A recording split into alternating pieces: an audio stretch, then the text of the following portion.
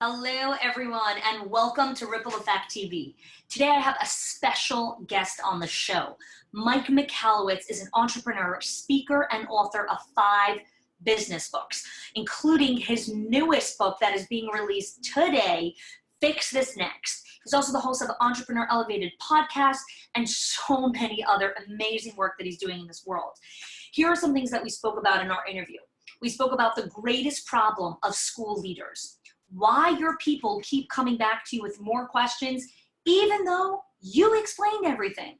We talk about the process to understand what problem needs your attention in your school. And we chat about his company's dream alignment board, some reflective questions that owners can ask themselves, and so much more. Please enjoy my interview with Mike Michalowicz. Hi, I'm Connie Wolshansky, mama of 4 and creator of the School of Excellence system. And I'm on a mission to help early childhood leaders build and sustain schools of excellence. So if you want to create a collaborative culture, build efficient systems in your school, and design an environment that can grow your team, then you're in the right place. In the last 15 years that I've been working in the early childhood field, I've become deeply passionate of helping leaders with their mindset, their skills, the tools, and the strategies to build their schools. So each week, I'll share strategies, advice, coaching, and inspiring interviews. I know that you want to create a ripple effect in your school and your life. So let's do this together. Hello, everyone, and welcome to Ripple Effect TV. Today, I'm really excited to have Mike Michalowicz here. Mike, thank you so much for being here on the show. This is such an honor, so thank you so much for being here. Oh, Hani, thank you so much for having me. I'm privileged to be here. Thank you. So when I first saw your name for the very first time, when I read Profit First, which was the first book that I read, I was like, Michalowicz, this guy is definitely going to understand my last name trauma as well. So yes. I definitely got right away with that. So that was awesome. You wouldn't believe the bastardizations of my name. You know, you would believe it. Oh, for sure. What's one rendition? Just out of curiosity. Oh, it's dirty. It's when I went to high school, people would call me Mike Michalowicz. That was a popular one. Like that. Yeah, so yeah. I want to kick off with your mission, because every time I hear you speak and write, and just anytime I see your interactions, you talk so much about your mission, why you're committed to your work, and really writing books. So I'd love if you can get started with that. Yeah, so I have a very clear mission I defined for myself, and it's to eradicate entrepreneurial poverty. It's something I struggled with and didn't even understand. And here's what it is succinctly. The day you start your business, the world perceives you as wealthy, successful, all the time in the world. Like they think you're a millionaire because you're an entrepreneur and you hang out on the beach all the time. The reality for the vast majority of us is we're not making money. We're under constant stress and duress. And there's no time for anything but trying to make the business survive. This gap is what I call entrepreneurial poverty. And my commitment is to close the gap. I believe entrepreneurs should be wildly successful, wildly profitable, because it supports our economy, it supports our colleagues, it supports our world. So that's what I'm doing. I love that. I love that. And each one of your books have really tackled such a specific area of entrepreneurship. So just in the way that it flows. So when I read Profit First, that concept of profit is a habit and how that's really been integrated into our personal life and to our business has completely been life-changing, like just those 4 simple words. And so later when I read Clockwork, and now my entire team is really working with this powerful system to clockwork our business, I was so moved by the introduction story that you had in your book, Clockwork. And I want to just read that small excerpt of the email, because for everyone that's listening and watching this show, I know that they're going to lean back and say, I've been there. Yeah. So I had it open. So she writes, I own a preschool. We make no money. I haven't taken a salary since we started, and I'm racking up debt. And tonight I am broken, not just financially, but in my soul. I'm convinced an immediate termination of my life would be the fastest resolution to my predicament. And while I know that not everyone is in the most dire straits, what was it about what she's writing here that you decided, well, I want to start the book with that? Yeah, so that's the real email I got now a few years back Just thinking about that is really shaking me right now. Um, that is hopefully an extreme expression of the desperation we experience in so many businesses. But she continued on. So this woman, I by the way, I emailed that person right away. It sounded like a suicide note, and I've never experienced that. And I said, I'm here to help you and introduce you and serve you immediately. And I never heard back from her again, so I don't know her status. But when she emailed, in there, she said that she's at a preschool that she owned, and she couldn't afford to hire people. She was sweeping the floors with a double pneumonia, and sitting there broken and wiped out. And that is the extreme rock bottom situation that so many businesses are slowly but consistently spiraling toward. Yeah. And I think the fallacy is we believe that entrepreneurship is about grind and hustle. And that drives me nuts because that's the antithesis of the definition. Yeah. Entrepreneurship is about clear vision, choreographing resources, which means technology, people, even clients and vendors themselves, choreographing them to achieve a common outcome where everyone's winning. Yeah. That's what it is. It's not about carrying the business on your back. And that's what can happen in the extreme case if you do carry a business on your back. Yeah. And again, like mopping the floor, feeding the lunches, driving the bus, cooking the meals, all of that. Like, and a lot of people that are listening, like, yep, that's me, that's me, that's me. And so let's really kind of transition here into your book that's coming out. And for those of you that are watching this in real time, the book releases today. Your new book is called Fix This Next. And so tell us why you decided to write this book right after Clockwork, and what is this book? What's the message of this new endeavor? Yeah, I am really excited about this book. I truly believe to the core of my soul, this is the most important work I've done up to this point. And what it is I regularly ask my readership, what's the challenges you're facing? Where are you stuck? And I've come to realize it's often not answered in people's words because we don't even know. We're so in the weeds. It's often answered through their actions.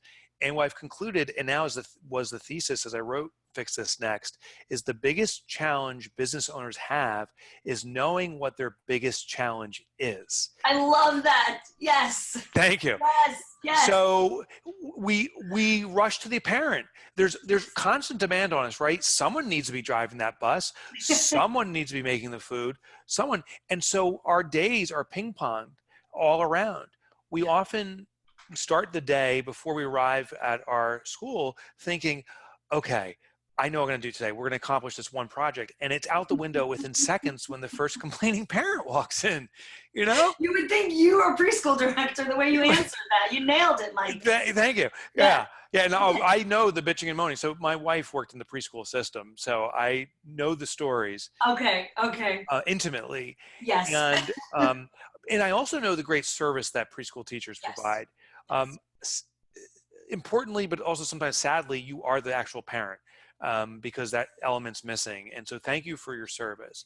It is critical. But the thing is, we can't do that critical level of service when we're ping-ponging around.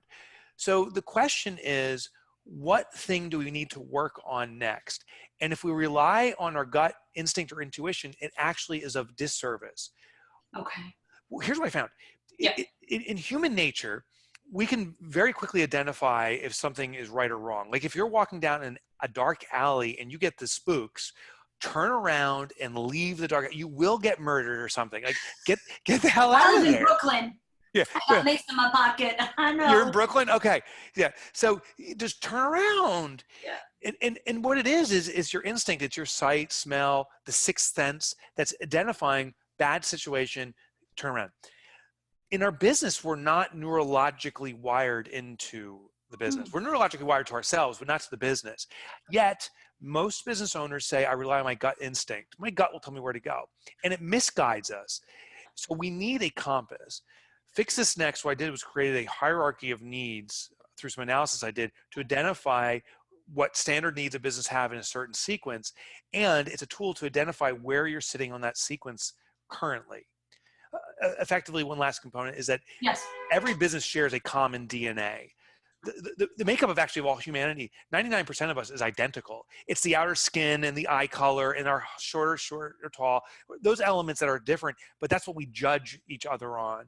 Yet 99% of us is identical. Well, in our business, almost all businesses are 99% identical. The core function to survive in a business is essentially the same. You need sales, you need profit, you need efficiencies. Yep. It's the outward component, your marketing agency or your preschool or something else, that we judge on. But if we get back to that DNA, we can pinpoint on what needs to be resolved next. So let's get practical here, because I know that, and we're not going to tackle the mindset piece of like, my preschool's different. I live here. I live in metropolitan. I live in urban. I live here, right? I live in Alaska.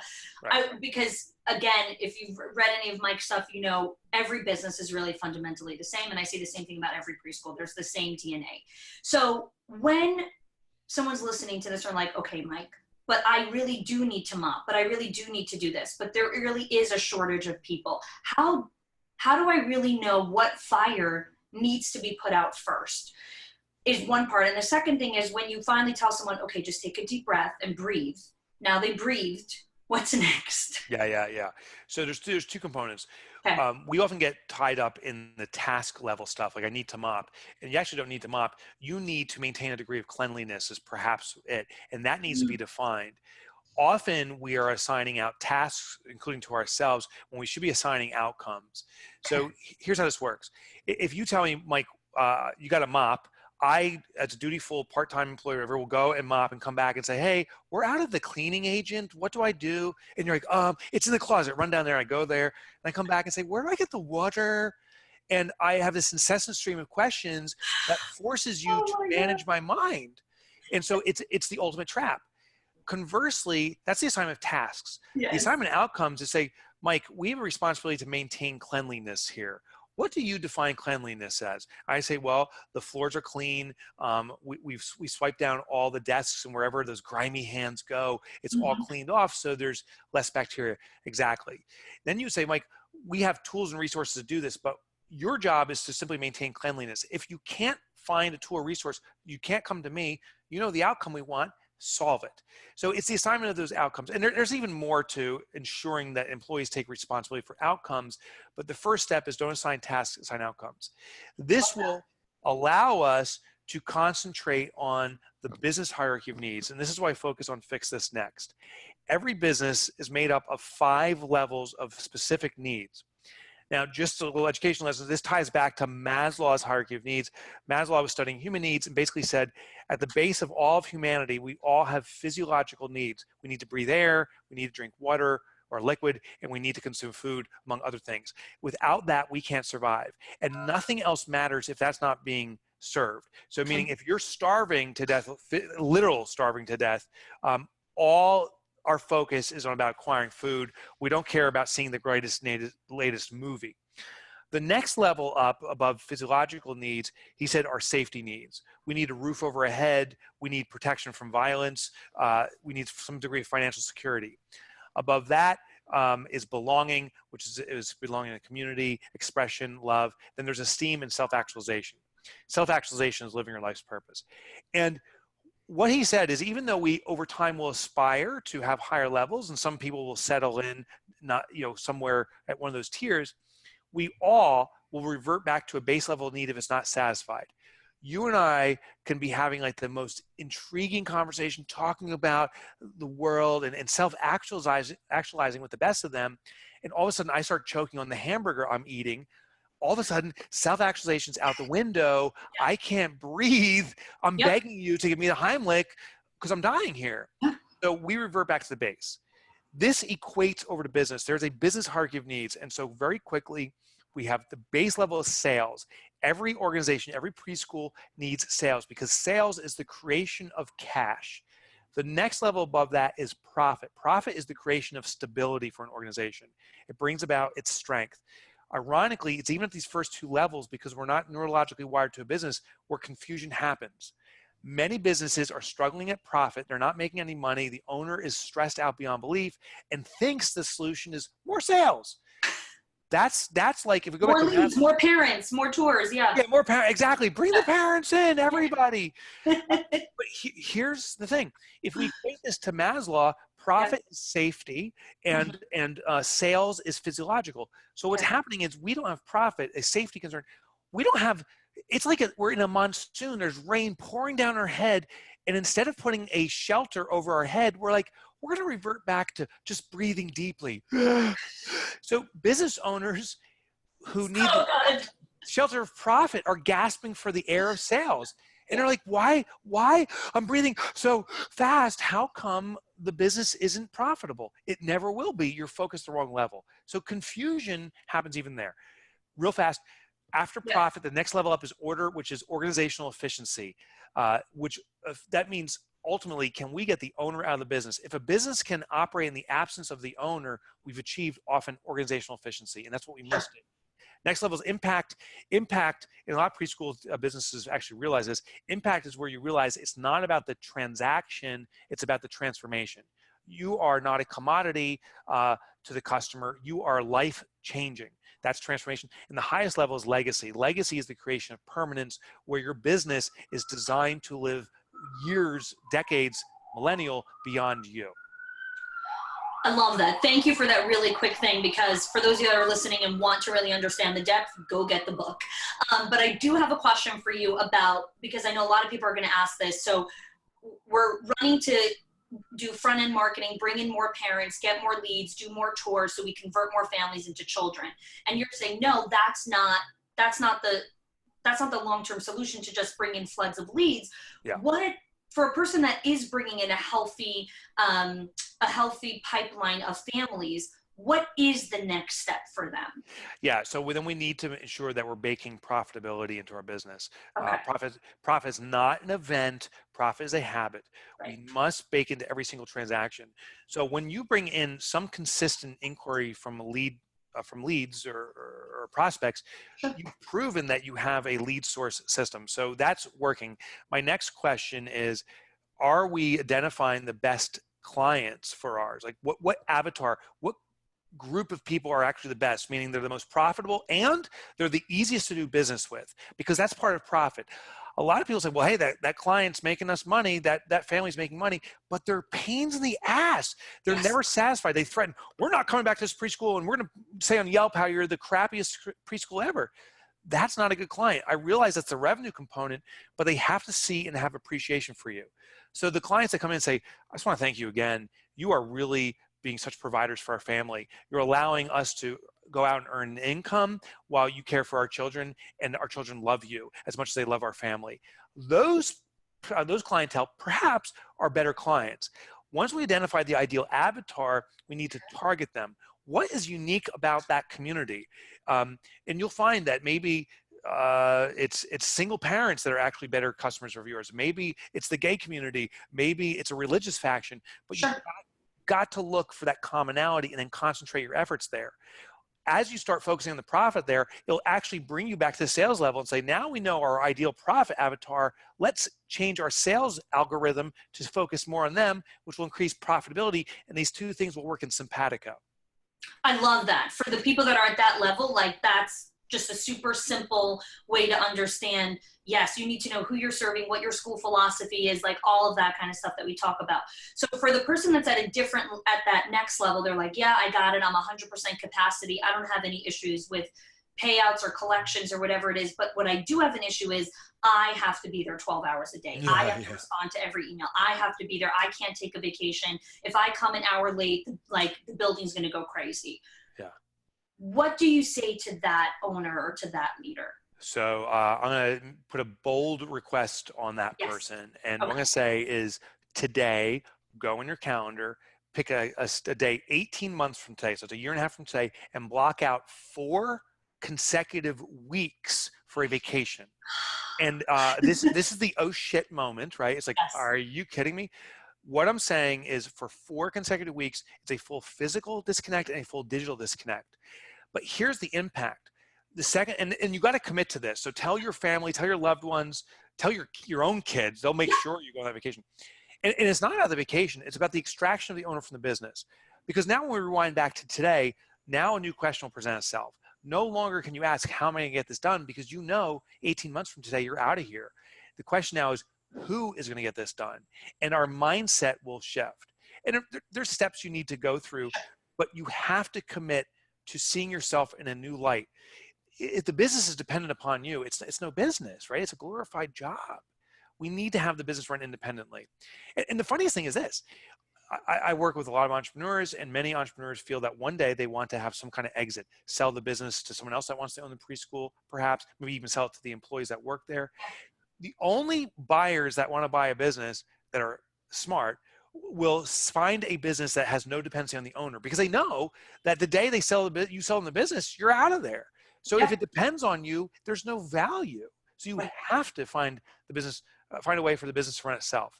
And one last thing. Yes. I was recently speaking in Europe and about this exact concept. Like, you got to commit to a 4-week vacation. We got to extract you. And one person raised their hand and goes, I don't know if you know this, but we already take 4-week vacations in Europe. Like, that's the mentality. Like, call anyone in Europe in August and they're all on vacation. And BMW has not gone out of business. Right. The problem with removing the owner from the business is actually a North American phenomena and challenge. It's something the rest of the world has grabbed onto, and we need to catch up on. So what I love about just the conversation we had so far is you're asking very different questions, right? And when we ask different questions, we get different answers. Right. So just that simple one of like, okay, who needs to get this done? So to take this a step further into like giving the listener something concrete to look at when they're planning out their next week or their next month or whatever it is, what are some different questions that they can self-reflect on before they come to the morning meeting with their leadership team or with their staff? What are some self-reflective questions to start this process? And when they're like, okay, Mike, I'm going to give this a try. Yeah. So first, self-reflection is never again, see yourself as a superhero, see yourself as a super visionary. How do you intend to walk in where you have a clear outcome that will serve the organization, and then choreograph your team to achieve that? So first, not how do you swoop in and fix things? That's the wrong thing. Wrong question. Wrong question. The question is, what's the vision we have for the organization? Second thing is dream alignment. Our company actually just went through this. Here's the big reveal. When you come, I came rambling out of my own office. This is a year ago. And I said, we're going to crush it in 2019. We're going to do $10 million in revenue. How does it feel? And like it was like a big letdown. I was like, what? And like, no one cheered with you. No one cheered. Like 10 million. And I started like jumping up and down. Like, this is amazing. And they looked at me and said, and Kelsey is my trusted confidant. She goes, Mike, if we do 10 million, you get the new car, new house. I don't care. And I'm like, oh my gosh, a dream for a business is the dream of the owner. Every colleague we have, regardless of if it's part-time, full-time, virtual, they show up one day a week, if it's anyone. Floater, substitutes, volunteers, all those people have their own dreams, shockingly. So we need to learn about other people's dreams. What we did at our office, we did a full sit-down day, and everyone just wrote their personal dreams. I was shocked to learn that 4 people here at our office want to learn Spanish. So now we've made a commitment just to text each other in Spanish as we're trying to learn the language. Another person wants to buy a house. Another person wants to spend more time at home. And what we're doing is dream alignment. I have a vision for the organization that I want to achieve, but it is my responsibility to ensure that everyone else's dream is being addressed and satisfied. Now, if someone wants to buy a house, it's not my job to buy them a house, but it's my job to put them in a position where they can help satisfy that.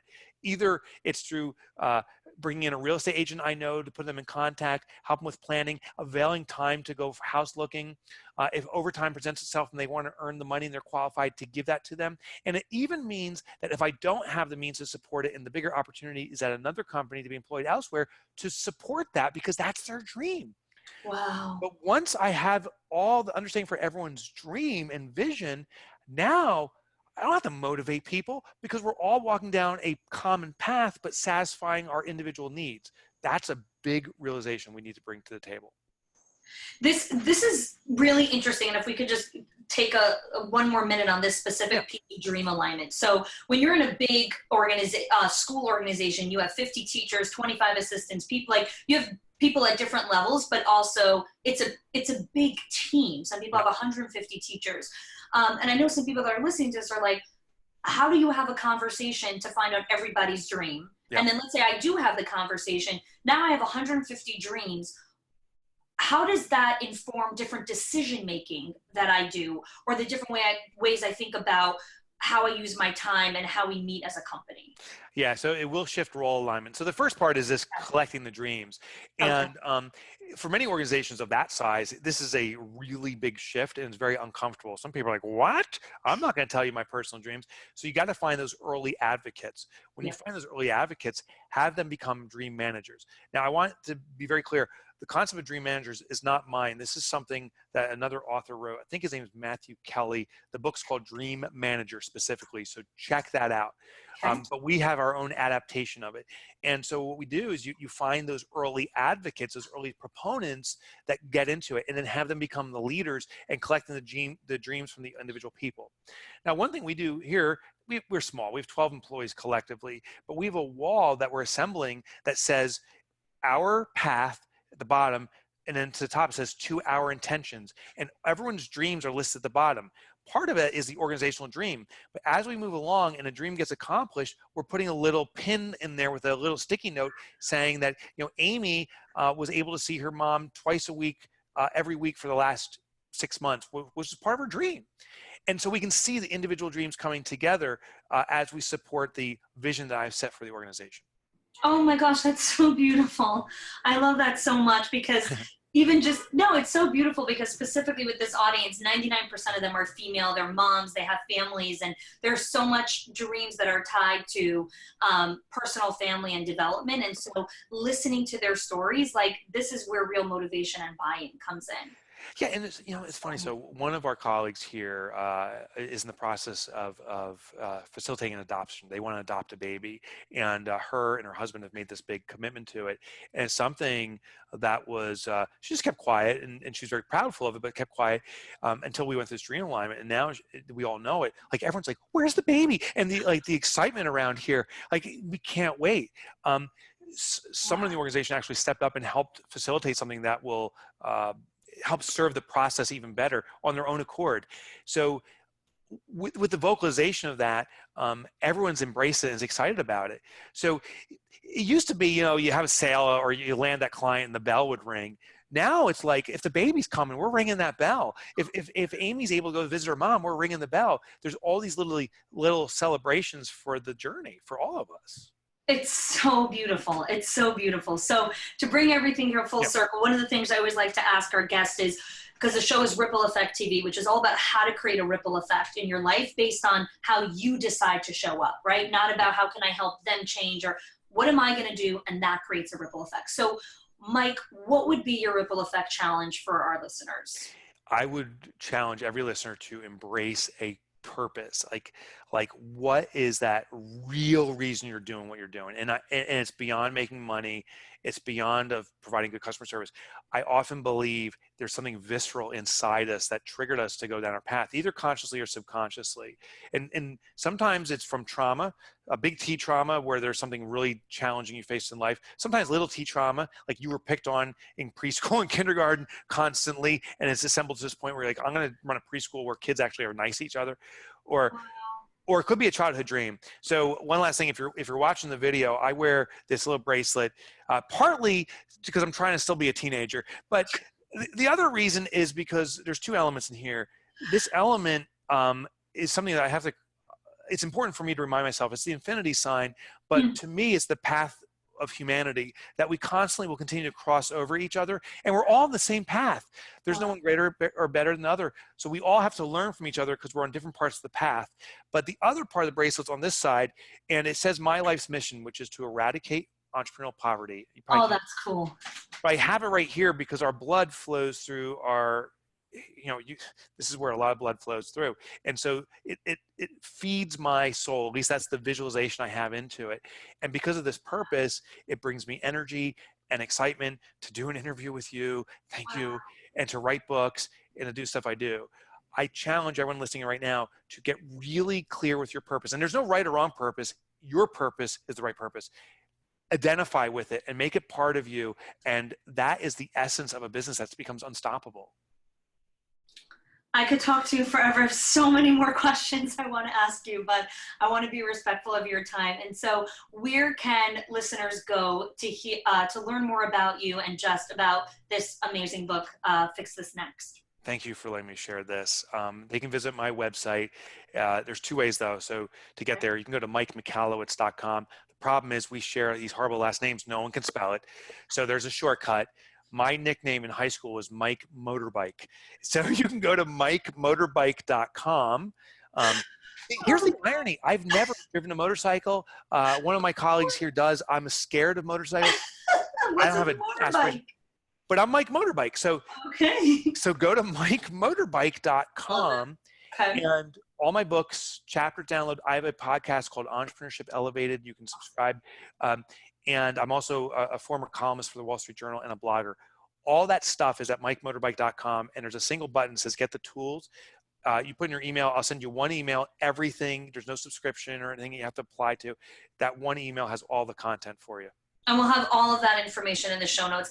Mike, thank you so much for joining us. This was an incredible conversation. I so appreciate your time. Thank you. This has been a blast.